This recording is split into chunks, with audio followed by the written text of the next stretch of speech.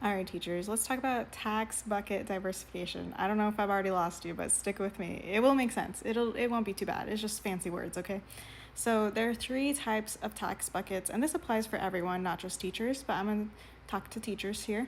There are taxable investment accounts, there are tax-free investment accounts, and there are taxed later investment accounts. That's called tax deferred, but I want to put tax later because easier to remember and think about.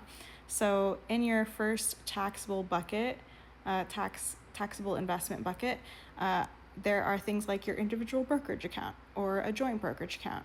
There are savings or CDs because those are earning interest and interest is taxable. There are directly owned stocks, bonds, ETFs, etc. So, like if you're holding a bond through Treasury Direct and you're earning interest on that, that interest is taxed. It might not be taxed right now, might be taxed later, depending on, I don't know. Yeah, we're not going to get into that, but usually it's taxable. Then the middle bucket here is tax-free. And what that means is the money that you put into that bucket, into that investment or retirement account, has already been taxed. So the money is going to grow, and you're not going to be taxed on it as it's growing. You're not going to be taxed on it when you take that money out of the investment account. And those are the things like your Roth IRAs, Roth 403B, Roth 457, Roth 401k, Roth DCP, defined contribution plan if you're, I'm thinking of like Washington teachers. HSAs, health savings accounts, those are tax-free as long as you use them for medical expenses. And then I think if you are over age 59 and a half, I think you can withdraw the money for anything at that point, and it's tax-free. And then yes, some types of life insurance, I'm not a huge fan. I think it's all really complicated and convoluted, but there are insurance experts that can help you with figuring out like, okay, how do I get some tax-free money into a life insurance plan? And then we have the last bucket, taxed later or tax deferred, and those are things like your pension.